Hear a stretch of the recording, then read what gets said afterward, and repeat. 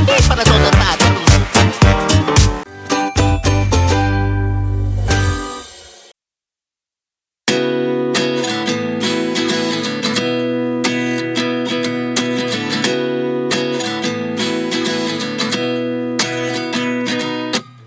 At 29 and I find myself wondering what did happen to the last 10. I ran away with my life, fast forward, never turn back again. It's kind of funny that the more we pass time, the more we need to set them rewind.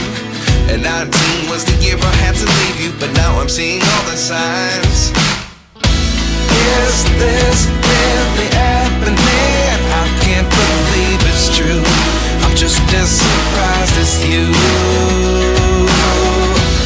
Is this really happening? I can't be too sure, but one day I'll be yours again.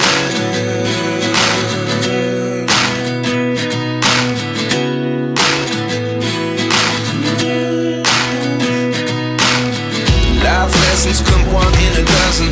The other 11 give something from nothing. I sit here looking for an answer. Maybe the biggest question was in the last chapter. You gave me the soul I have today. Without you I never could have moved away. But now I see what you teach. I do believe